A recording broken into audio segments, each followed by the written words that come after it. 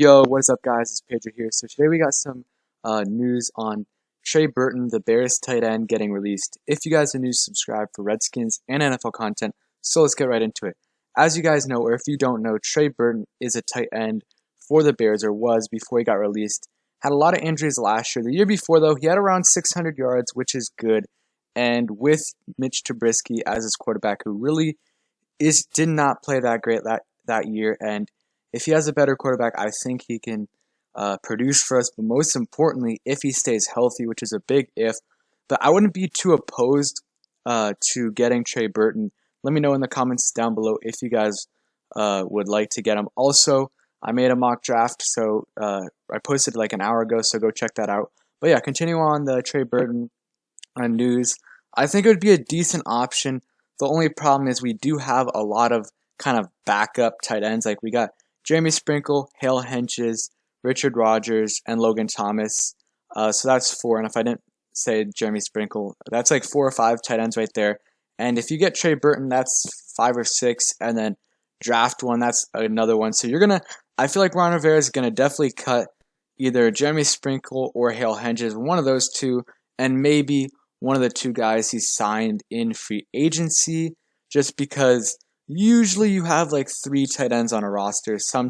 Usually like 3 tight ends on a roster, and maybe this year it'll be 4 just because the roster size expanded. So maybe 4, but even then you're gonna have to cut someone, and we're probably 80 or 70% chance we're gonna draft a tight end this year. So probably gonna have to cut someone. So I don't know how Trey Burton would factor into it. But solid tight end, 600 yards. I'll go into the stats pretty soon. But overall, and we could get him for cheap too. The only problem is the injury concern, and we have had a lot of injuries, obviously, in the last couple of years. And adding on to that wouldn't be that great of an idea. But overall, not a bad option. If he stays healthy, I think he could be an average tight end in the NFL, which is much better than anything we've had since Jordan Reed. But Jordan Reed really hasn't been healthy for at least 2 years. So if we look at Trey Burton's stats, in 2016 he had about 330 yards and a touchdown. 2017 had 250 with 5 touchdowns. When he was with the Bears in his the only season he actually played a lot, played 16 games, started all of them, he had 570 yards, 10 yards per recovery, and 6 touchdowns. And his catch rate was 71%, which is good. So he played really good, played good. 600 yards is pretty good for a tight end.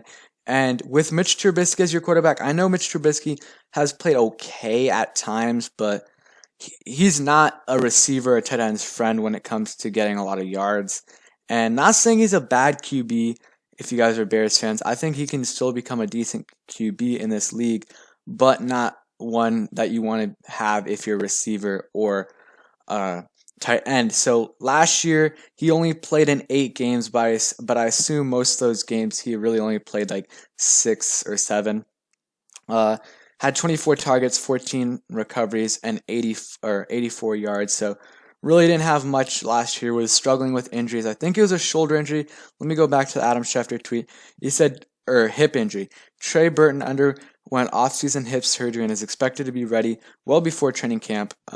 So I don't know if that was his injury for last year, but if it is, he's going to be ready for training camp, which is good if we obviously sign him. And I think Ron Rivera would be, I think he would be somewhat interested in signing him because he is a veteran and he's still young. So if we sign him to a 1-year, 2-year prove-it deal, I think that would be good, and we can get him in his prime, if you say that, and we can get him for pretty cheap. I think we can get him for the veteran minimum, or maybe $2 million, $3 million per year.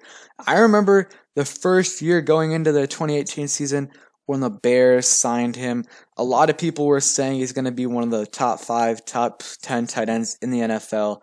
And I think if he stays healthy and if we sign him and Haskins plays good, I think he can be an average tight end, which is really what we need.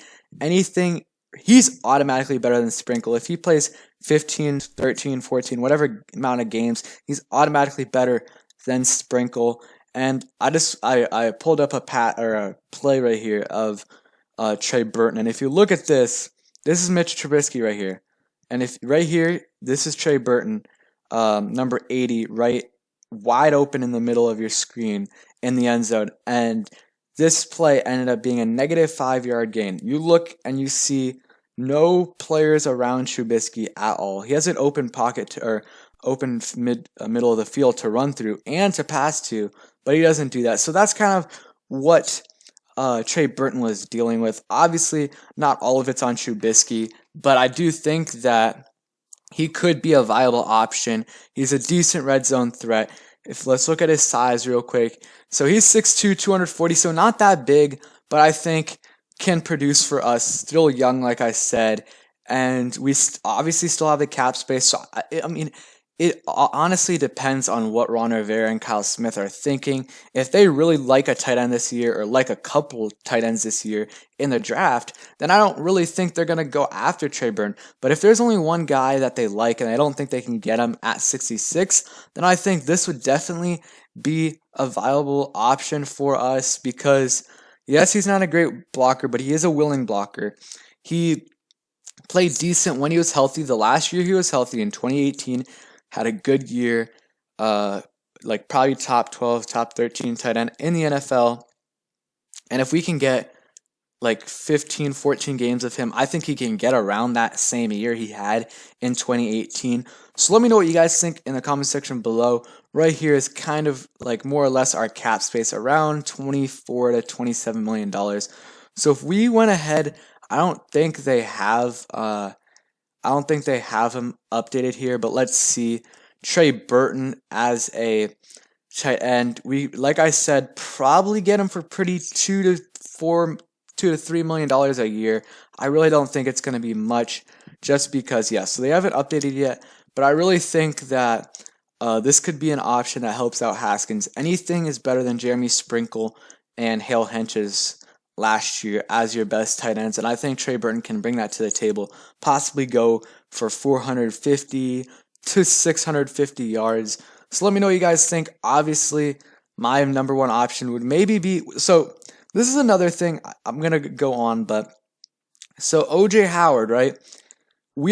I saw someone say this, we don't necessarily need to trade Trent Williams for OJ Howard because, first of all, the Bucks first, they don't have that much cap space for Trent Williams, and second of all, they might not necessarily want him. So what we could do is, instead of just trading Trent Williams for OJ Howard and maybe a 4th round pick, let's say we get a 3rd rounder, a 4th, and another 4th rounder pick, or 4th rounder. So we get a 3rd and 2 4th round picks.